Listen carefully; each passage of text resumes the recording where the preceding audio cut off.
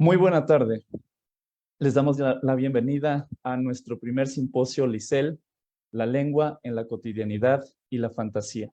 La lengua es una herramienta que utilizamos todos los días con un sinfín de propósitos y da lugar a fenómenos lingüísticos dignos de estudiar. Uno de ellos es el albur mexicano. Aunque pareciera un tema meramente popular, lingüísticamente su explicación es larga. Siéntense con la confianza de hacer una pregunta o comentario al final de esta charla. Y para compartirnos precisamente un análisis lingüístico en el albur mexicano, hoy nos acompañan Armando González Rivas, que es lingüista, licenciado en traducción y maestro en lingüística aplicada por la Universidad de Guadalajara, docente de la licenciatura en traducción en la Universidad Intercontinental y actualmente cursa el doctorado en lingüística en la Universidad Autónoma de Querétaro. Y también Ernesto Navarrete García es licenciado en enseñanza de inglés y maestro en ciencias de la educación. Perito traductor federal, ha asesorado más de 20 tesis con temáticas sobre sociolingüística, retórica y traducción. Actualmente imparte las materias de gramática comparada, semiótica aplicada y traducción jurídica. Y en la LICEL es asesor de sociolingüística. Muchas gracias a nuestros ponentes y les cedo la palabra. Muchísimas gracias, Ismael. Pues es un placer esta invitación, estar aquí en el simposio La lengua en la cotidianidad y la fantasía. También es un placer volver a compartir pantalla con Armando González. Me da, muchísimas gracias por estar aquí atacando a UNAM con albures desde diferentes frentes. Platón decía que la literatura era para mejorar a los hombres, para acercar a los hombres a la verdad. Y por otra parte estaba la poesía, el principio que llamaron ellos poiesis. Precisamente la poiesis es este término que se refiere a la creación, a la producción. Es esta palabra que significa hacer o crear. Y en el banquete, Platón lo define como la causa que convierte cualquier cosa que consideremos de no ser a ser. Si entendemos por poiesis o por poesía todo proceso creativo, pues es una forma de conocimiento y es una forma que también es lúdica. Platón decía que la poiesis no excluye el juego. Así que precisamente el albur es describido como un juego, ¿no? Dentro de la poiesis puede ocurrir, decía Platón, precisamente a través de la procreación sexual. Decía en el banquete que este movimiento puede ocurrir tanto a través de la procreación como a través de la consecución de la fama heroica y también, por supuesto, mediante el cultivo de la virtud y del conocimiento. Esto para dar un preámbulo, porque nuestro simposio se llama precisamente La lengua en la cotidianidad y la fantasía, y creo que el albur ha sido relegado muchas veces de la parte académica, de la academicidad, por ser considerado una cuestión vulgar, una cosa que solamente corresponde a las personas no letradas, pero ya veremos a lo largo de esta charla que precisamente es todo lo contrario. México es el país que se hace llamar la cuna del albur. Es cierto que en todas las lenguas existe algo que se llama doble sentido, pero la dinámica que se utiliza en el albur, la dinámica de propuesta y respuesta, esa sí es exclusiva de México. Tenemos conocimiento de que, esto va a sonar muy extraño, pero tenemos conocimiento de que el nacimiento del albur se ignora. No sabemos dónde nace. Hay algunos autores que lo sitúan en la colonia, como este lenguaje velado que utilizaban los conquistados para burlarse del conquistador, pero también hay quienes lo ubican antes, muchísimo antes de la colonia, en los cantos nahuas. Hay otros autores que hablan de que este surge hasta el siglo XVII con la llegada de los ingleses a las minas y que la interacción surgía en las minas, pero la verdad es que son tantas hipótesis que lo único que podemos concluir es que se ignora, ¿no? Sin embargo, es natural en las lenguas que existan estas manifestaciones de desafío. Solés Zapatero hablaba del insulto como una característica del lenguaje que tiene un carácter ritual en muchas civilizaciones. No podemos perder de vista que el insulto es ritual. Esa idea hay que tenerla en la mente porque existen evidencias. Tenemos, por ejemplo, en la sierra peruana este fenómeno en el que se reúnen las comunidades en fogatas y una fogata se empieza a insultar con la otra, ¿no? Tenemos, por ejemplo, las interacciones que surgían en México, que también los describe Solé Zapatero, en estos cines Piojito, en los que las personas entraban con su cubeta y su palo para matar a las ratas y recolectarlas. Decían que si juntabas 10 ratas te las canjeaban por unas palomitas.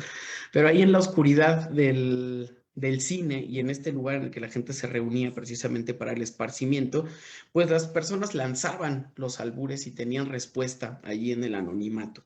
Entonces, bueno, vamos a empezar con esta idea de que el albur es un principio creativo, de que cabe dentro de la poesía en los términos en los que mencioné, de que el insulto tiene una parte ritual que permite aglomerar a las personas y hacerlas sentir parte de una comunidad, y pues que este principio de creación también nos da como sociedad una catarsis moral. El albur es una interacción poética, en tanto que existe este ocultamiento de proposiciones que se lanzan y que van a ser respondidas. Me gustaría iniciar con esta definición que a mí es la que más me gusta, que hace Elena Bernstein, que es la autora del Diccionario de Poética y Retórica, el que dice que el albur es una esgrima verbal, ¿no? Es una esgrima verbal en el que subyace una estructura que se puede perfectamente explicar desde la lingüística cognitiva, y eso es precisamente la investigación que ha hecho Armando, a quien me da mucho gusto cederle la palabra. Muchas gracias, Ernesto. Gracias, Ismael. Gracias por la invitación de parte de la universidad. A todos y todas que nos están siguiendo por la transmisión y en esta sala de chat. Me gustaría hacerlo un poquito interactiva. De repente hay algunas preguntitas ahí que voy a hacer y pues bueno, invito a todos y todas que nos pongan sus respuestas en el chat para tratar de aligerar esta ponencia. Voy a compartir mi pantalla a ver si ya se puede ver. Sí. Listo. Bueno, pues es un tema bien interesante el albur mexicano. Creo que no hay forma más acertada de comenzar esta serie de presentaciones que aglomeran la creatividad y la imaginación, la lengua, la cotidianidad, la fantasía que con el albur. Yo creo que vale la pena tratar de despojarnos de algunos prejuicios y algunos estigmas y tratar de analizar cualquier tipo de fenómeno desde la arista científica y objetiva sin que nos gane el prejuicio, ¿no? Y es quizá la falla de por qué el albur ha sido tan poco explotado desde la lingüística. Claro, lo comenzaremos a ver. Llevo un poco de tiempo estudiando el fenómeno, hice una tesis en la maestría, fue en lingüística aplicada a la Universidad de Guadalajara, sobre el análisis lingüístico del albur desde una descripción de su formación lingüística. Y esto fue en respuesta a que, bueno, me decían, hay que buscar un fenómeno lingüístico interesante y describirlo, ¿no? Como tu tesis de maestría.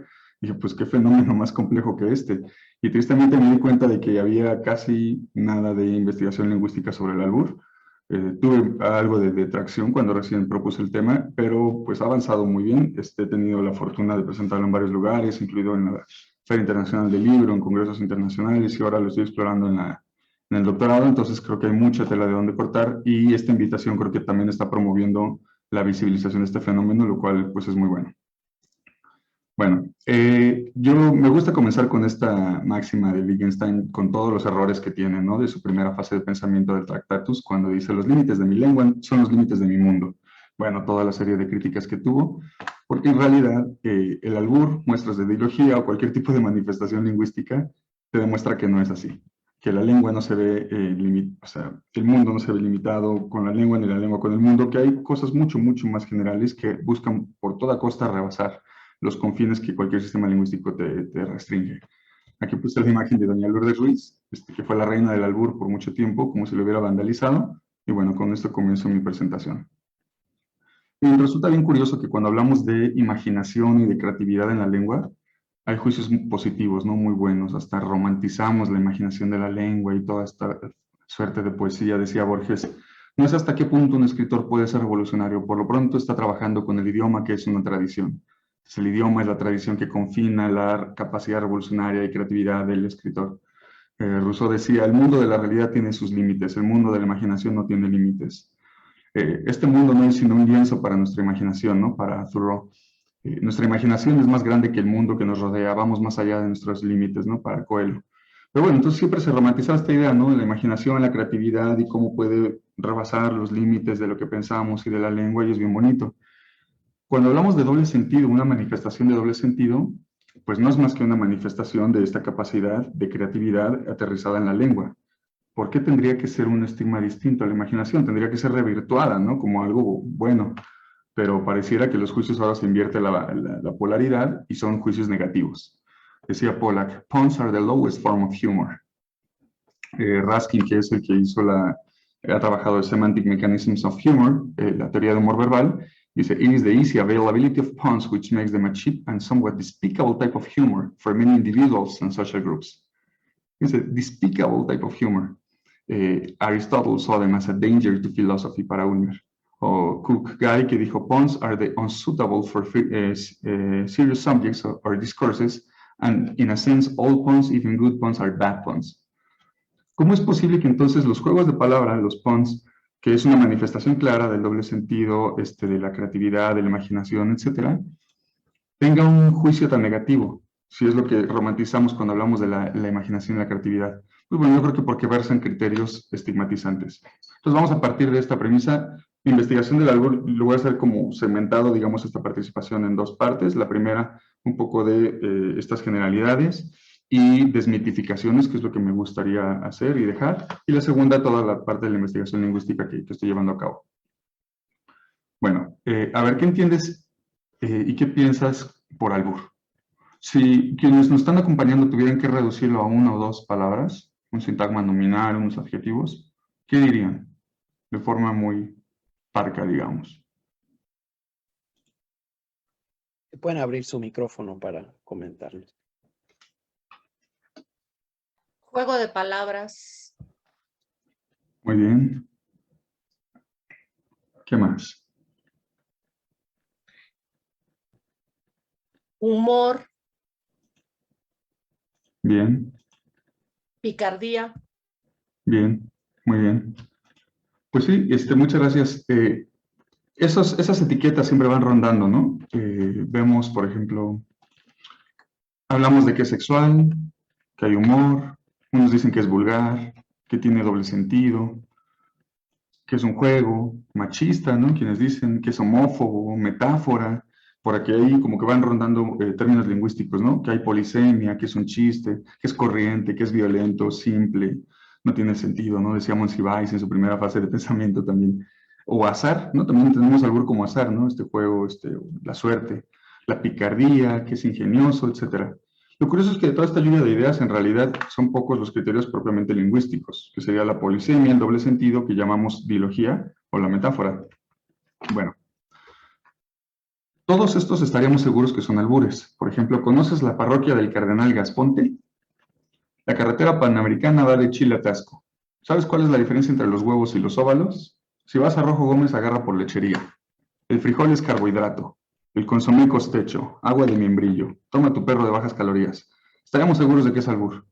El problema es definir por qué, ¿no? O qué lo hace albur.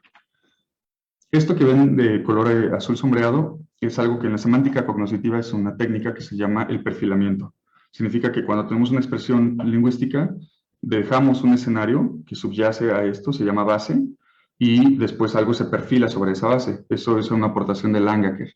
Digamos, en la oración, el bombero rescató a la niña, el bombero está perfilado sobre la escena, sobre la base. Tiene más relevancia cognitiva, informativa, etc. Pero si digo la niña fue rescatada por el bombero, es la niña la que se perfila. Entonces plasma una base y un perfilamiento cognitivos, y eso tiene una incidencia en las formas gramaticales. Esa es la base de la lingüística cognoscitiva.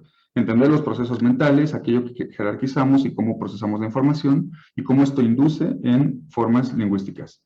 Pues bueno, el albur hace este mismo proceso de perfilamiento semántico cuando decimos, ¿conoces la parroquia del Cardenal Gasponte? Lo que está sombreado de azul es lo único que recoge el albur, lo único que perfila, que sube a la superficie, Tenal Gasponte. No me importa el conoces la parroquia del Car, no me importa. Y en todo momento va a ser esto. Agua de membrillo, no me importa agua, no me importa solo un membrillo. El frijol es carbohidrato, no me importa. Él no me importa hidrato, solo frijol es carbo. Esto que está haciendo el albur está perfilando los elementos que convienen para su propia codificación. Pero lo interesante es que lo hace de formas distintas. Observen, agua de membrillo, lo que tiene es un proceso distinto al que vemos en frijol es carbo, ¿verdad? No es la misma técnica. Consomé costecho, no es la misma técnica. Entonces vemos que hay una serie de técnicas que pareciera que nadie había observado, Y es un poco hacia donde vamos a irnos adentrando. Ahora, dijimos hace rato, ¿no? El albur es doble sentido. Bueno, pues todo doble sentido es albur. O sea, si sabemos que el albur es necesariamente doble sentido, ¿cuál es el límite entre uno y el otro? Perdón, estoy viendo las respuestas apenas. Arte de engañar al otro, eso es muy bueno. Burlador, burlado, muy bien.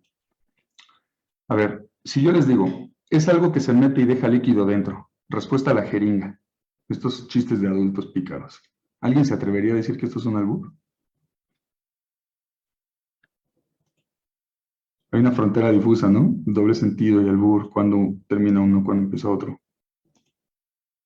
El verga larga, estos que Armando Jiménez llamaba nombres impropios, Benito Camelo y todos estos. ¿Alguien se atrevería a decir que esto es un albur?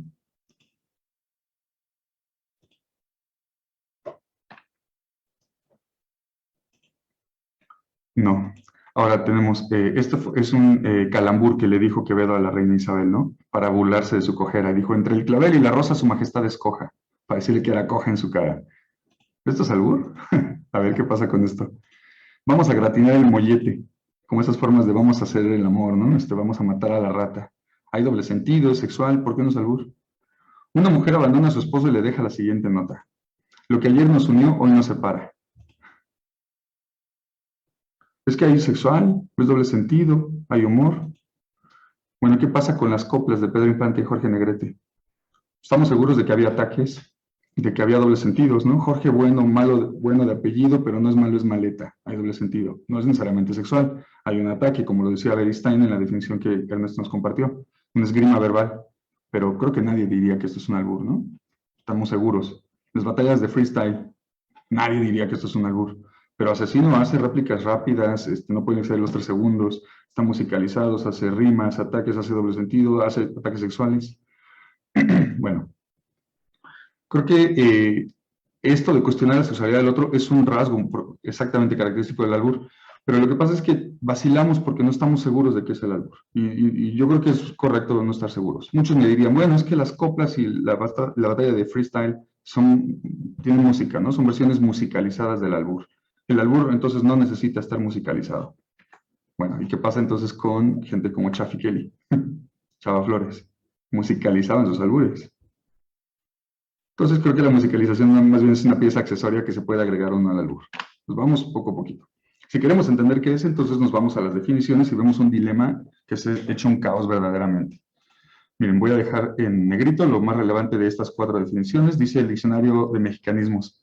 Juego de palabras de doble sentido, calambur, retruécano. Fíjense lo ambiguo de esto. Entonces, según el diccionario de mexicanismos, esto, como lo que dijo Quevedo, entre el clavel y la roja su majestad escoja, eso sería un albur. Es un calambur, hay doble sentido, un juego de palabras. ¿Va que no? Bueno, sirve para comentar o responder a algo en plan de burla o escarnio. Ustedes vayan a la central de abasto y pregunten a alguien, oye, pues tú usas el albur para responder a algo en plan de burla o escarnio. Nadie te va a decir que sí. Y esto es el diccionario español de México. Bueno, basado en la polisemia, dice, sustantivo masculino que hace referencia a un juego de palabras basado en la polisemia. La polisemia es muchos significados atribuidos a una sola expresión lingüística, una acepción, una entrada con muchas acepciones. Dice, donde se exige que los participantes posean la indeseable cualidad de la coprolalia. Esto no es una definición, ¿no? Este es un juicio de valor, claro, ¿no? El albur es una creación contextual interactiva y oral fundamentalmente machista. Fíjese el reducto al que hacemos al albur. Indeseable, coprolalia, machista, para burlarse. Es mucho más allá que eso. Lo que me queda claro es que no saben de lo que hablan, o ven una parte muy mínima del fenómeno. También me han preguntado, ¿no? Vamos a seguir desmitificando. ¿El albur es un idioma en sí mismo? ¿Es una lengua por sí misma? No. ¿Por qué? Bueno, una lengua, para ser una lengua, necesita valerse de todos estos niveles de organización de la lengua, ¿no? Pongo estos, pero sabemos que después de pragmática puede haber discursos, semiótica, ciencias de la comunicación hasta allá, abajo del fonológico y fonético, pero vamos a ver propiamente en esta arista. Bueno, cada nivel lingüístico tiene su unidad mínima de representación y esto es una lengua. Es que el albur no es una lengua. Claro que no. La lengua no se hizo para hacer albur. El albur utiliza la lengua para autocrearse. El albur es más bien una subfunción de la lengua. Bueno, pero entonces en esta escala de los niveles de organización de la lengua, pues ¿dónde está el albur? Está en todos. Eso es lo que pasa. Eso es lo increíble del albur, se desenvuelve en todos los niveles de la organización de la lengua. Vamos poco a poquito. La idea, ¿es machista el albur? Bueno, yo creo que nadie se atrevería a decir que el sexo es machista. Tener sexo es machista, nadie. Pero ¿puedes ejercer una práctica sexual machista? Bueno, sí, la forma en la que lo practiques, puedes hacerlo. Puedes sujetar un martillo y ser machista en la forma en la que lo haces y haces uso de él, claro. O sea, es que la práctica y el uso particular no definen el uso general, ¿no? Si fuera así, bueno, tendríamos que llegar a un absurdo como pensar que cuando juegas Monopoly estás perpetuando el capitalismo. Cuando estás jugando turista mundial, lo que quieres es ver a tu pariente desterrado de todas las tierras que le pertenecen. Es absurdo, ¿ah? Dentro del juego sí, pues te lo quieres fregar, igual el albur. Dentro del juego sí te lo estás fregando, lo violenta sexualmente, pero eso no se lleva al plano de la realidad. El plano de la realidad es un juego, es dinámica y es interacción y es diversión. De hecho, si fuera machista, pues está un poco extraño, ¿no? Que nuestra campeona invicta desde el 97 fue doña Lourdes Ruiz, la reina del albur, desde el torneo de trompos contra pirinolas en la Ciudad de México. Y ella decía, pues soy mujer, pues no tengo pene, pero tengo 10 dedos y con todos estos te albureo, ¿no? Entonces, hay que tratar de empezar a quitar esto. Claro que se gestaba como una práctica entre hombres, un ataque entre hombres, porque tenía que ver con las clases obreras, donde se desenvolvía, donde la incursión de la mujer en clases obreras fue mucho después. Pero eso no significa que nada en el sistema del albur impida que haya. De hecho, lo rico del albur es que se pueden incorporar nuevas prácticas.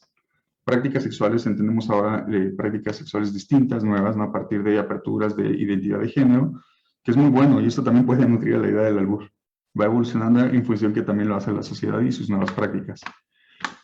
Sobre el origen, lo que comentaba Ernesto es cierto, es muy fácil rastrear el origen del albur etimológicamente. Pues sí, sabemos que viene del árabe, de alburi, con el artículo, y del clásico buri, que vino del copto bore, hacía alusión a un pez del río Nilo que brincaba, tenía el lomo plateado, y tenías que atraparlo en una red cuando brincaba. Esta idea de que brincaba y era azaroso, que lo pudieras captar, se llevó en algo que se llama deslizamiento semántico, cuando rasgos particulares de un dominio los extrapolamos hacia otro dominio, se va deslizando hacia otro dominio semántico, y se llevó hacia la idea del juego del monte, las primeras dos cartas. Antes sacaba el banquero las dos cartas y ganabas o perdías. Esto, el núcleo de esta práctica es la suerte. Por eso es que después albur empezó a significar suerte, azar. Y actualmente sigue siendo así, ¿no? Y dices, bueno, es que esto es un albur, igual ganas o pierdes. La misma Lourdes Ruiz decía, mi vida es un albur, ¿no? Así este juego de palabras. Bueno, pero como fenómeno, ¿cómo surge? Pues no sabemos. O sea, ciertamente tenemos algunas especulaciones. La más fuerte es la que comentaba Ernesto de los Cuica, del Dr. Johansson, con los 5 cantos nahuas particulares que se cantaban en ceremonias especiales y que tenía que ver con un juego de palabras, eran sexuales, era un ataque, era derogación, había figurado, literal, y tenía que ver con poder, digamos, violentar al otro en ceremonias especiales. Bien, pero eso se cantaban, se bailaban, se gesticulaban, eran artísticos. El albur no lo es. Entonces, bueno, o sea, se perdieron esos rasgos, digamos, ¿no? Si fue la prohibición de los conquistadores, pero también tenían en España la figura del juglar, los artistas callejeros que se burlaban, que eran poetas y musicalizaban. Y tenían la novela picaresca, ¿no? Los pícaros, la antinovela española. O sea, todo esto que se aportó se aglomeró con la forma de los cuica y seguramente así fue que pudo haber surgido el albur. No solamente los cantos nahuas, sino, digamos, la aglomeración de estos. Teníamos aquí ya antes también las topadas de los guapandos huastecos que se siguen haciendo, donde por horas se están tirando uno contra el otro musicalizado y son súper ingeniosos. Los purépechas tienen los arisperacua, que significa vamos a decirnos cosas, donde la figura del anciano, que es muy venerada, se puede teatralizar y se puede agredir. Y de hecho ellos los llaman la viejada, salen por las calles y van incitando a todos. Entonces te dice, ¿qué onda? Vamos a aquello donde haces aquellito. Y le tienes que responder, oye, pero tú tienes tu bastón que no te sirve más que para caminar. ¿Con qué lo vas a hacer? Y se están atacando, y es lenguaje figurado y literal. Y eso ya existía mucho antes de los españoles. Bueno. Yo creo que nadie se atrevería a decir que este Cococuicatl, que es un canto de tórtolas, es un albur. Por ejemplo, dice, Nitecpatototl neco no pinowa chalchihuatlán, nicmamali ipa nicpowa, yecli in no cuitzan nitla quecholzin. Soy el pájaro pedernal que refiere al pene, llegué al orgasmo, mis amigos extranjeros, se refiere a los huastecos, ¿no? Los epónimos sexuales. Al lugar de la piedra de jade, que es una alusión a la vagina. Yo la perforo, alusión a la penetración. Me enorgullezco de ello. Mi canto es bello, soy el quecho de cuello rojo, que refiere a un orgasmo masculino. Miren cómo hay estas dobles significaciones. ¿Pero eso es albur? ¿Vean? Entonces, hay muchas similitudes, como dice Ernesto. El doble sentido es un universal lingüístico. Sabemos que lo que decimos, el 80% está configurado con un doble sentido y el 20% es muy literal. Los venezolanos tienen esto que llaman los chinazos, que en un programa que tuve el gusto que me invitaron, hablaban de que era un doble sentido y qué diferencia tiene con el albur. Pues el chinazo, hagan de cuenta, es cuando vas con el de las verduras y compras, no sé, plátanos y le dices, oye, ¿me los metes todos, por favor, en tu bolsa? Entonces estás diciendo un autogol del albur y el de las verduras, o alguien te dice, te canta el chinazo, entonces hace evidente que te autoalbureaste. Eso es un chinazo. Que viene de la resortera china que era de mala calidad y cuando la aventabas te golpeabas a ti mismo. ¿Eso es un albur? No, eso es un chinazo. Tiene similitudes con el albur. Los acertijos, adivinanzas, chistes, discurso erótico. O sea, bueno, entonces propiamente, ¿qué es un albur? Si pareciera que está como dentro de todo esto, ¿no? Nos vemos entonces ante la inevitable necesidad de encontrar los rasgos nucleares del albur. Y por ahí empieza también la investigación. Sabemos que es un diálogo, sabemos que tiene humor, que tiene retruécanos, que tiene relaciones semánticas como polisemia, metáfora, homonimia. Sabemos que es sexual, sabemos que hay una dilogía, es decir, doble sentido, que es derogación, una violencia y que hace las técnicas de la resegmentación. Todo esto es el albur, bueno, tiene más rasgos. Tanto como las coplas musicales, las topadas o las batallas de rap son diálogo. Entonces, que compartan un rasgo no los hace ser ese tipo de cosa, ¿no? El albur es dialógico y comparte ese rasgo con las batallas de rap, pero eso no hace de las batallas de rap un albur, cuidado. Lo mismo el humor, los chistes, o sea, dicen, el albur es un tipo de chiste, no. El chiste es el chiste, el albur es el albur, comparten el rasgo del humor. Bueno, me decían, por ejemplo, también cosas como, oye, es que los niños hacen adivinanzas, están haciendo una suerte de albur. A ver, agua pasa por mi casa y cate de mi corazón, ¿qué es el aguacate? Hay doble sentido, hay retruécano, hay juego de palabras y... ¿Por qué no es un albur? Porque es una adivinanza. Comparte el rasgo del retruécano. Entonces hay que ser como muy precisos en tratar de identificar los rasgos y los otros fenómenos de doble sentido que pueden familiarizarse o parecerse al albur, pero no lo son. Digamos, los chinazos de los que les hablaba son sexuales, aquí están, son dilógicos, doble sentido, y son derogatorios, sí. Y tienen hasta el rasgo de humor, pero no son un albur. No hay diálogo, ¿no? Bueno, lo triste, ahora adentrándonos hacia la investigación del fenómeno, es que del 76 al 2020 hay solo 20 artículos que yo he encontrado en mi investigación, 20 tesis, perdón, sobre el albur. 7 son tesinas de licenciatura, 9 tesis de licenciatura, 2 de maestría, 2 de doctorado, pero ni siquiera son sobre el albur, son más o menos relacionadas con el albur, ¿eh? Y está dominado por ciencias de la comunicación y por psicología. Entonces, pues es aquí la pregunta que siempre nos decimos, ¿no? ¿Y dónde han estado los lingüistas? ¿Por qué pongo tanto relieve a lo lingüístico? Pues no porque sean lingüistas solamente, sino porque, pues a ver, desaparezca la lengua, desaparece el albur. Sin lengua no hay albur. Entonces el albur es ante todo lingüístico. Encontramos de arte y patrimonio, de Roosevelt, si nos está viendo, le mando un saludo, ciencias de la comunicación, de lengua hispanoamericana, antropología, psicología, muy poquito lingüístico. Yo creo que de las más relevantes lingüísticamente hablando por el tipo de aportación que hace el trabajo es la del doctor Christian Amsberg de la Universidad de Colonia en Alemania, está redactada en alemán, y la que yo hice en la maestría de la Universidad de Guadalajara. Él hizo una tipología discursiva del albur. Bueno, pero ¿vale la pena entenderlo, estudiarlo? Pues bueno, figura en la lista de identificación y registro de patrimonio cultural e inmaterial, que es un paso previo para incorporarse al inventario de patrimonios intangibles de la UNESCO. Hay un Día Nacional del Albur. Es no oficial, es un Día Nacional el 1 de marzo. El diplomado de albures que se imparte en Tepito, ¿no? Avalado por el INBA, por la Secretaría de Cultura. Hay presencia en la picardía y idiosincrasia del mexicano, en cine de el mal llamado de ficheras, la comedia televisiva, cartas teatrales. Hay torneos anuales de albures. Hay una recompensa, los hacen en Pachuca, en Hidalgo, en la Ciudad de México, en Puebla.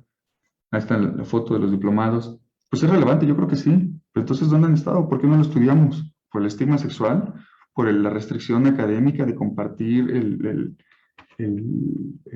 fenómeno de los conocimientos? Pues bueno, dejo esa duda al aire.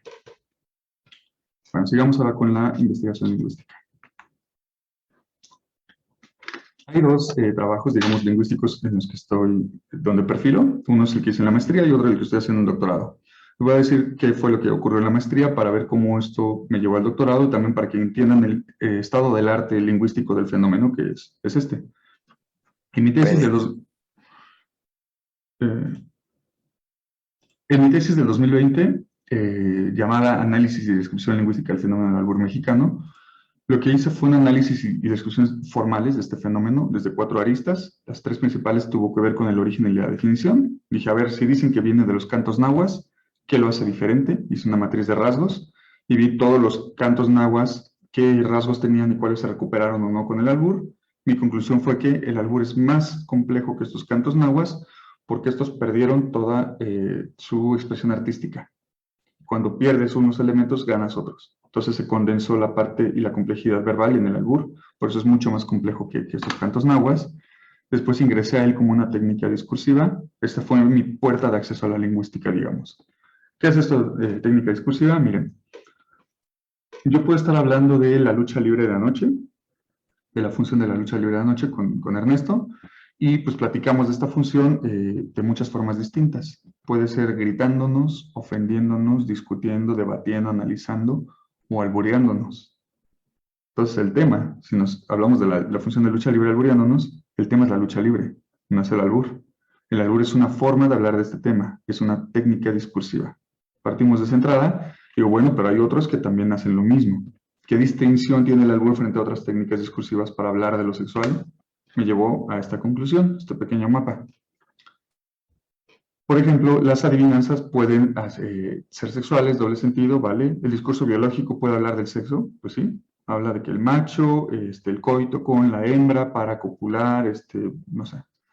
El discurso jurídico, que hace muy precisas las formas sobre los actos sexuales que restringe, ¿no? Por ejemplo. El albur también habla de sexo, ¿por qué lo hace distinto? Bueno, pues que entendamos que el albur es un discurso con doble sentido, pero no todo discurso con doble sentido es necesariamente un albur. ¿Ahí está? Ahora, el albur es un discurso con doble sentido y con contenido necesariamente sexual, pero no todo discurso con doble sentido y contenido sexual es necesariamente un albur. Esa fue la primera conclusión sobre la técnica discursiva. Y ahora me adentré a la parte más fuerte de investigación, fue los recursos lingüísticos para su formación. ¿De qué viene esto? Yo leía las definiciones como esta de Gómez de Silva y todo esto que decían. El albur es un juego de palabras de doble sentido donde se vale de la polisemia de las palabras. Y muchos lo reducían a la metáfora y la polisemia. Pues palabras que significan muchas cosas.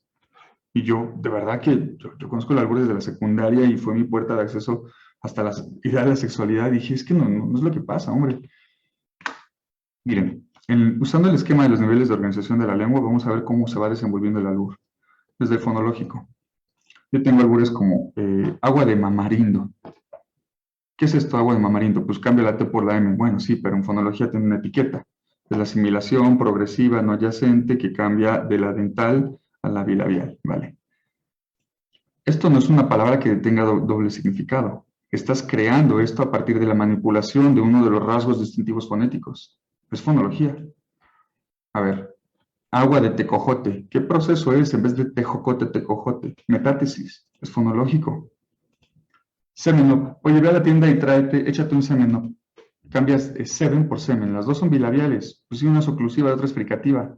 ¿Ven? Está explotando recursos solo a nivel fonológico. Setentra. Sopa de verduras, la velarización, etc. Tenemos otros. Ahora vamos a otro nivel, el morfológico. Albures como pispirina intrapiernosa. Esto de pispirina probablemente ni siquiera existe, ¿no? Intrapiernosa es un prefijo ficticio. Y estas composiciones, el pájaro que mamáis. ¿Cuál es el pájaro que incendia los maizales? Pájaro que mamáis. ¿Cuál es el pájaro que orina las matrículas? El pájaro me aplacas. Todo esto son composiciones morfológicas de verbo con sustantivo. Vean cómo explota el recurso de la composición. Otro recurso. Calabazas, la que viene en sacos. Esto de saco es la necesidad de hacer una forma, una desinencia que venga en primera persona, el presente del indicativo, dice saco, o sea, asimila a sacar, ¿no? O sea, es una manipulación morfológica de la desinencia totalmente deliberada para crear albur, es morfológico. Interfaz, morfología sintáctica. sintaxis, es la más compleja de todas. Esta, de hecho, es el recurso donde el albur se desenvuelve de forma más fuerte. Decimos una rosa blanca o un clavel negro. Fíjense cómo se perfila solo clavel negro. Clavé el negro. Se está resegmentando. ¿Te gusta la cerveza la negra modelo? No nos importa decir ser ni modelo, solamente ves a la negra. Fíjense cómo el albur está recogiendo cosas, pero ahora ya no es a nivel fonológico, sino morfología, sintaxis, la interfaz. ¿Cuál es la diferencia entre los huevos y los óvalos? Es más, ni siquiera tienen que estar pegados, ¿eh? Aquí dices, ves a la negra, está pegadito, vale. Té de ramo blanco. ¿Qué pasa con ensalada de coliflor con nalgas y pasas? Aquí hay una conjunción. El albur la omite, ¿eh? Y solamente dice nalgas, pasas. ¿Cuál es la diferencia entre los huevos y los óvalos? Omitimos el i, omitimos el o y solamente dices huevos sóvalos. Pelas a corto y a largo plazo. Vean cómo el albur entonces va discriminando los rasgos que no le importan. Lo hace intrapalabra dentro de ella o interpalabra. Esa es la resegmentación de la que estoy estudiando, ¿no? Lo hace también a nivel textual. Okay. Lo hace a nivel textual y sintáctico. Dice cosas como, no sé, dame nalgotas para coger el sueño. Y fíjese cómo está incrustado ahí una parentética. Se crea albur con estos recursos. No es lo mismo palos en el monte que montes en el palo. Esto se llama un retruécano. Cuando dices este recurso textual como se debe decir todo lo que se piensa o se piensa todo lo que se dice. Pues este recurso textual lo toma el albur y lo explota para crearse. Semánticos. Dice, ya me chingaste, cabezón. Esto sabemos que es albur gracias a que sabemos todo lo que puede significar chingaste, todo lo que significa cabezón, y se logra el albur a partir de la explotación de los rasgos semánticos. Bueno, pragmáticos. Cuando alguien dice atrás se pide, pero por adelante se despacha.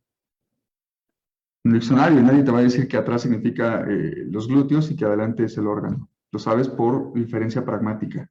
Es que el albur explota los recursos de la lengua en cualquier nivel. Entonces, decir que el albur es un juego de palabras de doble sentido con la polisemia de las palabras es ver solo una pequeña cosita de todo el fenómeno complejo. En esta tesis, entonces, lo que dije fue, pues, la manipulación del signo lingüístico sosoriano, que pareciera la unidad indivisible, el albur se ríe de ella. Manipula el significado con relaciones semánticas, pragmáticas, manipula el significante con las operaciones a nivel de la lengua y hace albur. Es manipulación del signo lingüístico binario. Bueno, lo relevante, y viene la parte cognitiva, que, pues, ¿cuál es el estado del arte? Pues este es el fenómeno del albur, y vemos que hay estrategias lingüístico-discursivas, Beristain, Octavio Paz, Carlos Monsiváis, yo mismo, todo lo que hemos hecho, hablamos de la forma final, ¿no? ¿Qué hace y cómo se clasifica, etcétera? Pero entender la forma final no significa entender el sistema, ni el fenómeno. Yo uso siempre esta analogía, ¿no? Que cuando tienes un reloj, y pues todos sabemos leer la hora, sabes que las manecillas apuntan hacia un lado y todos sabemos qué significa, ¿no? Lo interpretamos. Hacemos lo mismo con el albur. Pero nadie sabe cómo es el mecanismo de engranaje que hay detrás del reloj. Saber leer la hora no es lo mismo que entender cómo funciona el reloj. ¿Y qué creen? Que nadie ha observado el reloj, el engranaje del reloj del albur. No sabemos los elementos que motivan esas estrategias. Y es ahí donde entra entonces la idea de que debe haber un sistema que subyace, que debe ser simple y regular. ¿Por qué? Las formas son extremadamente complejas. Si el sistema también fuese complejo, sería insostenible cognitivamente para la capacidad del ser humano. El sistema es básico, simple, no tiene chiste. Sí, debe serlo, porque las estrategias con las que se plasma es súper, súper complejo. Entonces, esto nos lleva a la idea de la lingüística cognoscitiva. Bueno, en términos generales, entendemos que el ser humano tiene procesos cognitivos con los cuales interpreta la realidad que lo envuelve a partir de la capacidad simbólica que su procesamiento le permite, categorización, trayectoria, perfilamientos, cosas muy abstractas, muy generales, y todas estas capacidades las va plasmando en formas lingüísticas. Y eso es lo relevante, porque miren, en la lingüística formalista, por ejemplo, se ven formas lingüísticas y cómo incorporamos el significado hasta el final, ¿no? En todas ellas. Entonces, lo que primero son las formas y después el significado ahí se va agregando como si fuera una pesquisa de suerte, que se agrega al final, ¿no? Un piloncito. Y en realidad, en la cognoscitiva es al revés, se invierte la ecuación. Y dice, no, pensamos y procesamos de cierta forma y esta manera de procesar induce las formas lingüísticas. Y pues tiene mucho sentido. Bueno, mi corpus actual está conformado por 12.000 palabras tipo, 84.000 palabras token. Integración y muestras orales, las recabé de la misma reina del albur, de Tepito, de la central de abasto, ¿no? Con un franelero, un vendedor de lechugas, un vendedor de hamburguesas en la Ciudad de México, en Iztapalapa, etc. Tengo material impreso, audiovisual y algo que yo llamo alburemas. Alburema es un término que estamos usando para mi investigación doctoral, que se entiende, lo propuso primera vez Monsiváis, y después lo recogió una persona en su tesis de qué trabajos para sacarlos, y después lo recogió Beristain también. Pero alburema es una pieza léxica empleada de manera repetitiva en el discurso alburero, de la cual se explotan partes o rasgos semánticos para aludir al dominio sexual y fungir como una base conceptual. Así lo defino. ¿Qué es esto? Bueno, miren, cuando hablamos de órganos, hablamos de pene, usas muchas formas para referirte a él. Chile, camote, elote, yuca, lápiz, etc. Todas estas formas serían los alburemas. Yo lo que sostengo es que los alburemas licencian o hacen esa asociación con el prototipo a partir de pequeños rasgos que se privilegian. Por ejemplo, cuando depende de lo que se privilegia es la forma física, pues tenemos una serie de instancias léxicas que la permiten licenciar. No sé, chile, camote, elote, tiene que ver con la forma física del pene. Pero cuando decimos espada, nos referimos a pene, sí, pero por otro rasgo que se privilegia, la acción que ejecuta, ¿no? Una espada que se inserta, que está insertando, que está penetrando, y lo mismo hace pene. Entonces, estos son los alburemas. Chile, elote, camote, yuca, etc. Son alburemas referidos a un prototipo. Estoy usando dos enfoques particularmente. Uno es langakeriano, los esquemas y prototipos de su obra emblemática del 91, bueno, la edición del 97, y el modelo de Fauconnier de los blends. Esta combinación, esta mezcla de rasgos de dominios conceptuales distintos. Ahora lo veremos.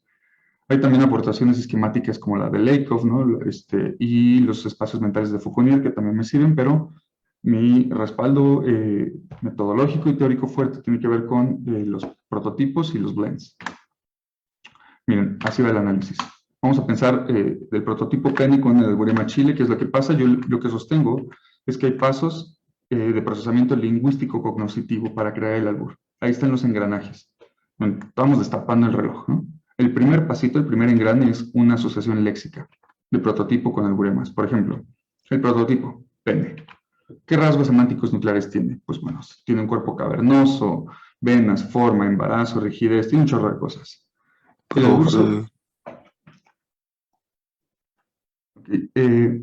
cuando hablamos de este prototipo con los rasgos semánticos que se explotan, solamente tomamos algunos. Eso es lo que hace el albur. Solamente privilegia algunos de ellos, no todos. Por ejemplo, la longitud, la forma o la rigidez.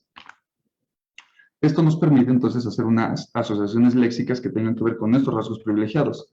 Entonces sí, tenemos chile, manguera, riata, palo, prieta, todo esto. Se refiere a pene, sí. Hay una relación paradigmática. Lo que pasa es que se vincula con el prototipo por rasgos específicos que se están privilegiando. A esto lo llamamos una asociación de alburemas por metonimia. Según Langacker lo podríamos ver con este esquema. Tenemos un dominio, tenemos otro dominio, y la vinculación del prototipo con el segundo dominio es una liga metonímica porque hay un traslape de alguno de sus rasgos, que es el prototipo, es un alburema creado por metonimia, y a este proceso lo llamamos una extensión semántica. La diferencia entre extensión y elaboración semántica, bueno, sabemos, elaboración es cuando tenemos otro dominio y recoge todos los rasgos del primero y agrega uno. Leonardo pasó Romero. Ok, no sé si me pueden ayudar. Gracias. Por ejemplo, tenemos el prototipo zapato. Y si alguien dice zapato café, zapato derecho es otra instancia léxica que tiene todas las características de zapato, pero le agrega una, derecho. Eso es una elaboración semántica. Entonces tiene todos los del prototipo más uno. Una extensión lo que tiene es solamente algunos traslapes de ellos. Se va hacia otro lado. Y eso es lo que pasa con pene y con chile. Estos según los prototipos de Langacker. Siguiente paso, segundo engranaje del reloj. Los rasgos específicos. Bueno, ya les dije, tenemos alburemas, instancias léxicas y un prototipo, ¿no? Con los rasgos que se privilegian. Lo relevante es que cada alburema tiene sus propios rasgos específicos. Por ejemplo, chile. Tiene forma genérica, tiene una longitud, es un pimiento, es un platillo, semillas, la manguera, tiene una boquilla, la flexibilidad, el color, el material, etc. Lo relevante es la mezcla tan impresionante que hacemos cuando hacemos un albur de rasgos. Por ejemplo, para el dominio del albur, cuando hablamos de manguera, no le importa que tenga una boquilla, un color, la flexibilidad o el material. ni cuando se habla de palo, por ejemplo, nos importa el material ni el color. Nada, solamente un rasgo específico, la longitud. Eso es lo que permite vincular un prototipo con un alburema. Lo relevante es que chile es un alburema que tiene muchos rasgos que se explotan para el albur. Eso lo hace muy productivo. ¿Por qué hay más albures de chile que de pájaro? Pues porque de pájaro los rasgos semánticos específicos que aporta para vincular con el albur son poquitos, y con chile son un buen, además que es cultural. Esto entonces empieza a dar una regla de sistematicidad entre piezas léxicas, entre alburemas. Y es ahí donde empezamos ahora a complejizar y hablamos de los blends. Un modelo propuesto por Fauconnier. Miren, este es el primer, una muestra, un grupo que he asociado.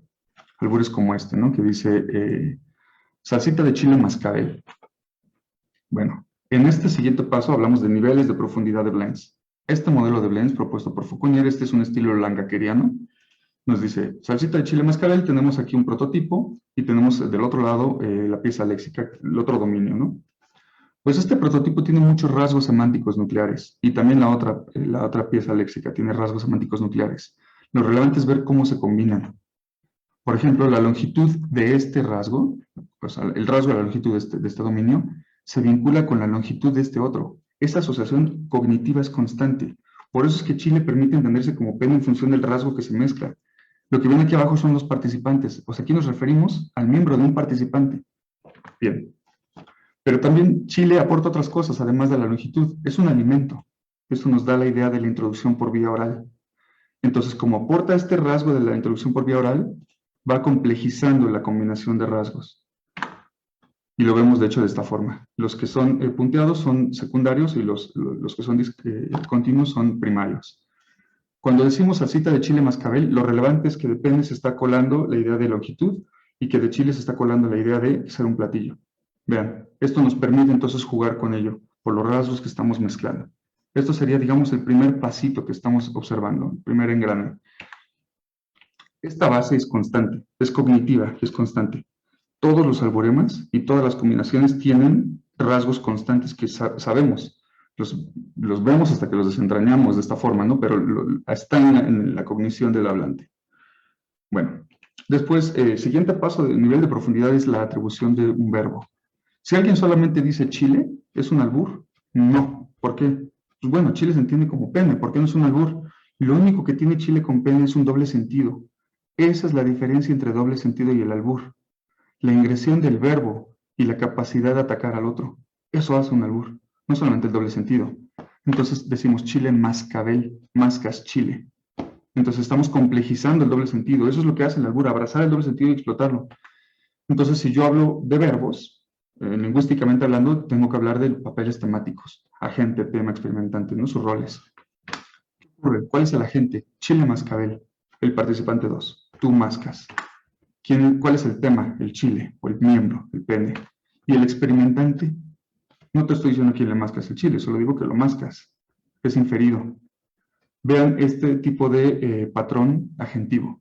Agente, tema y experimentante. Cuando decimos chile mascabel. El participante 2 proyecta una acción sobre el participante 1. Pero recordemos que también se estaba colando el rasgo de ser un alimento, el chile, ¿no? Estaba por ahí ese rasgo.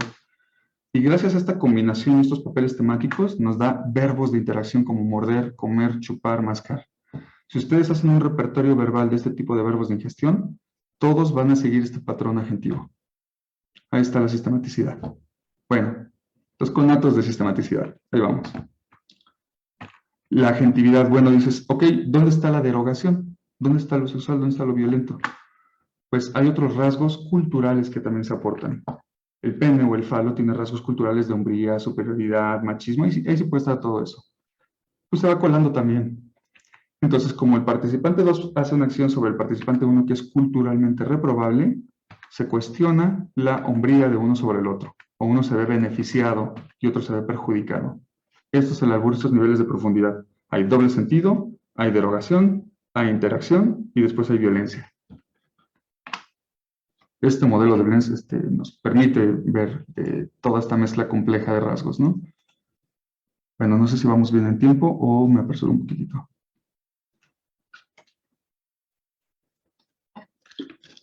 Sí, puede concluir en unos 15 minutos máximo para tener tiempo para preguntas, maestro. Súper. Vamos bien entonces. Gracias, Ismael. Bueno, también hay algo en el círculo comunicativo, entendemos el hablante, el mensaje, el oyente, pero lo relevante, como es un diálogo, como decía Ernesto, es que se invierten los roles. Entonces el rol del oyente se vuelve después un hablante y el hablante inicial se vuelve un oyente. Este sentido también es el mismo sentido de la derogación. Significa que la base comunicativa es un hablante, un mensaje y deroga hacia el otro. Luego el otro, que era el derogado, ahora se vuelve derogatorio. Y es este intercambio constante de derogación. Ese es el sentido comunicativo. Entonces, con todo este engranaje, y ya entendemos los algoremas, el verbo, qué interacción, qué patrón adjetivo, qué rasgos se van mezclando, cuál interactúa sobre cuál, este reloj muy básico, lo empecé a poner a prueba con otras combinaciones de albures, y todo se empezaba a demostrar. Miren, esta es otra clasificación. Es también el alburema chile, pero aquí dice chile en barras de calabaza, que no es lo mismo que chile en sarté. Aquí dice chile en barras. Pues debe tener propiedades distintas para hacer este verbo. O sea, ¿qué es lo que lo permite? De nuevo, hacemos nuestro modelo de blends. Cuando decimos chile en barras de calabaza, lo que se privilegia depende ya no es la forma física, sino la rigidez. Privilegiamos otro rasgo. Entonces, ¿qué pasa? Que si con chile se sigue privilegiando la idea de platillo, me permite entonces combinar rasgos distintos, y eso me licencia patrones adjetivos distintos y verbos distintos. Verbos como embarrar, empapar, ensalzar, ensopar, zurrar. ¿Ven? Son del mismo tipo de espectro semántico. ¿Por qué? Porque se están mezclando a rasgos distintos. Y esto es súper, súper esquemático y súper regular. Ahí está esta regularización, ¿no? De nuevo, que digo del albur. Vamos a otro caso. Bueno, verbos de este espectro, de este grupo, sería como chile en barras de calabaza, en su requesón, en salsas, en papas, en su raja. Todos estos tienen que ver con el mismo tipo de espectro semántico. ¿Ven? A ver, el grupo 7. Este grupo 7 tiene un 27% de aparición en el corpus, lo cual es muy alto. Lo que se privilegia depende de la rigidez, de chile a la longitud y salud a la penetración. Cosas como la carretera panamericana va de Chile a Tasco. ¿Qué ocurre entonces? Que se privilegia del dominio pene, la rigidez. Pero ahora, hace rato se privilegiaba de Chile el ser un platillo, ¿no? Pues es que ahora ya no importa que Chile sea un platillo, ¿va? Cuando digo la carretera panamericana va de Chile a Tasco, no importa el platillo. Ahí solamente es la idea de la forma genérica. Entonces, esto me da una combinación distinta de rasgos y de agentes y me da verbos un poco más generales. Atorar, clavar, enterrar, sumir, meter, introducir. Vean cómo el repertorio y la secuencia se sigue replicando una y otra vez. Esta es la sistematicidad. ¿Qué es lo relevante? Que, bueno, la gente dice chile atasco. Yo agente, yo atasco. No es inferido, es expreso. El tema siempre es expreso, es el chile. Digo, la carretera panamericana va de Chile a Tasco. ¿A quién? ¿Quién es el experimentante? No importa. El que lo oiga. Es un experimentante inferido. Es otro tipo de patrón adjetivo. De nuevo, es una acción culturalmente reprobable, donde se cuestiona la hombría de uno sobre el otro. Esto me ha permitido, entonces, pareciera que entonces es casuístico, ¿no? Como que, bueno, pues entonces cada tipo de mezcla de rasgos te hace un caso particular. No. De verdad es mucho más esquemático de lo que parece.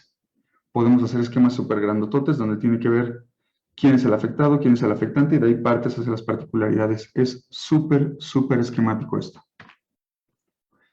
Bueno, esto, digamos, solo estamos observando el alburema chile. He observado muchos alburemas, muchas interacciones, muchas combinaciones para hacer este esquema, esta gramática del albur, digamos, que estoy tratando de hacer. Y miren, cuando tenemos este patrón adjetivo, donde el agente es el participante 2 que me hace algo a mí, o a este 1 expreso, es lo más relevante en el albur, en un 53% de apariciones. Cuando lo que es expreso es el agente y no el experimentante, sigue en nivel de relevancia con un 23%. Cuando todo es expreso y nada es inferido, es el 15%. Y cuando lo que tenemos inferido es el agente, es el 7%. ¿Qué nos dice este patrón adjetivo? Muy sencillo. El albur se dice que tiene que ser velado, ¿verdad? Es tan velado y es tan fuerte la necesidad del rasgo de ser velado, que cuando es velado el experimentante, es inferido, tiene mayor aparición en el corpus. Ahí está la tesis del albur, de la necesidad de ser velado, en la participación adjetiva. Bueno, ya esta es la última parte, muy rápido. Se habla también del triple sentido. Cuando entrevistaban a doña Lourdes Ruiz, le decían, oye, pues ¿cómo es el albur? Y ella decía, es que hay palabras con doble y triple sentido.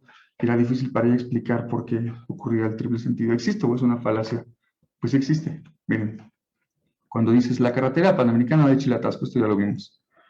Tenemos por un lado el prototipo pene, sabemos que Chile se refiere a pene, y pues Chile, ¿no? En el sentido literal. En la lectura literal, ahí Chile es un topónimo, es un nombre propio, un país o el gentilicio. ¿Qué está aportando ahí para el albur? De sus rasgos nucleares, nada. Pero lo que sí hacemos es que brincamos del topónimo Chile hacia el alburema Chile. Ah, y esto es otra cosa. Esto es una liga ocurrida por la homofonía. Chile y Chile pues suenan iguales, ¿no? Con el topónimo.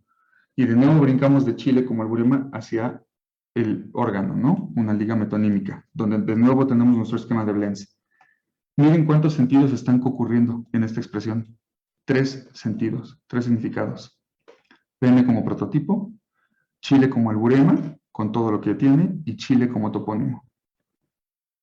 3 significados en una sola expresión. Por eso es que cognitivamente hablando el albur es súper difícil. Tiene que ser respuesta rápida, tiene que ser velada, tiene que ser sexual, tiene que ser ataque, hay combinación de rasgos, hay cosas que se permiten, cosas que no, tienes que tener una experiencia con la sexualidad y hay muchos planos de significación ocurriendo.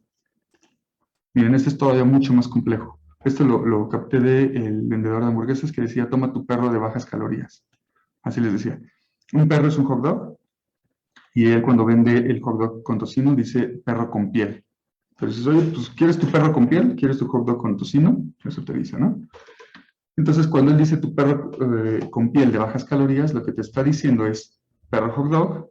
De perro lo entendemos como salchicha, es decir, una liga de holonimia, en particular sobre el general, y salchicha con pene, por metonimia.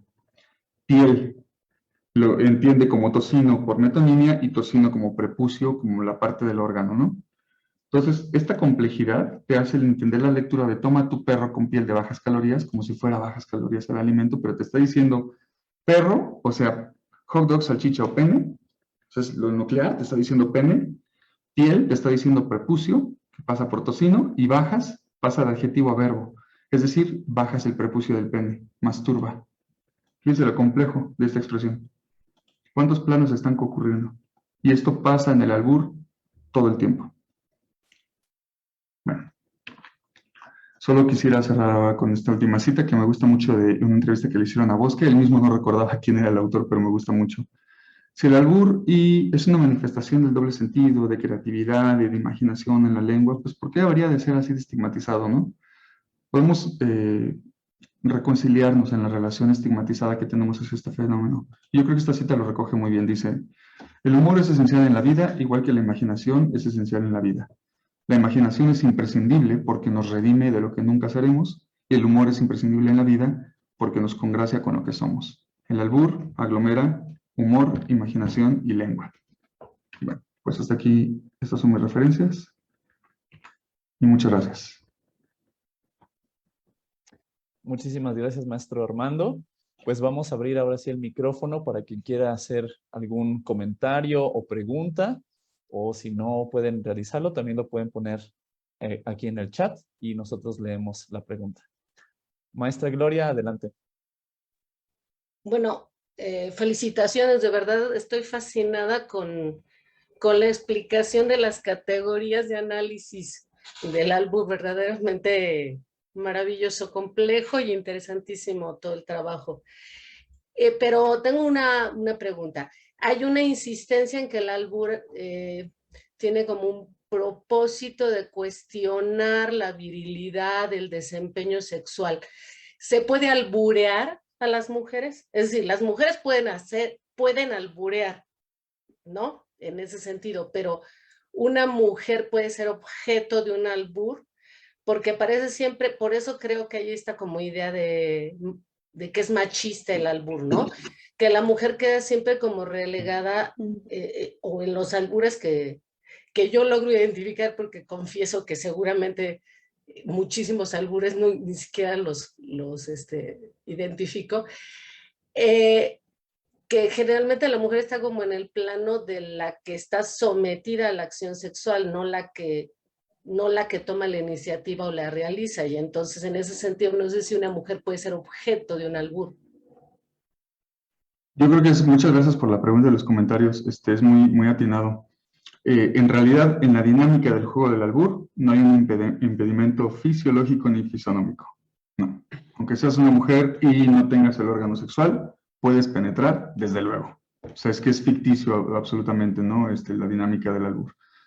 Tanto, no sé, los dedos o incluso el albur de mujeres, el hombre también puede decir de como, oye, ¿conoces a Santiago Barrigón? Eso de, te hago barriga, como te embaraza una mujer biológicamente, no embaraza a un hombre, claro, pero es que es funcional en el plano del albur porque todo es ficticio, es agresión sexual.